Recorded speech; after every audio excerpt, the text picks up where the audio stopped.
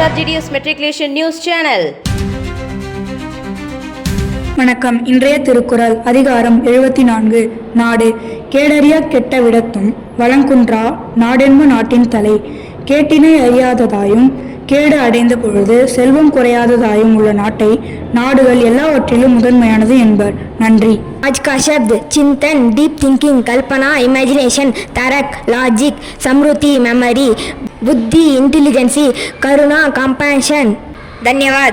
Word of the day: belie, meaning to misrepresent. Example sentence: his calm don't belied the anger inside. Thank you.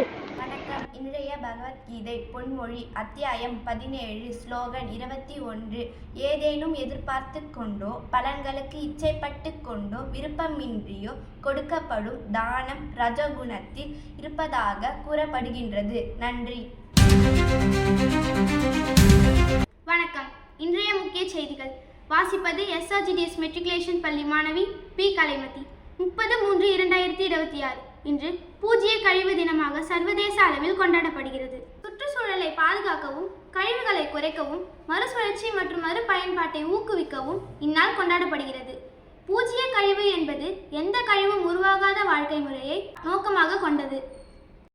ஐக்கிய நாடுகள் பொது சபை December 14, 2022 அன்று இந்த தினத்தை அதிகாரப்பூர்வமாக அறிவித்தது.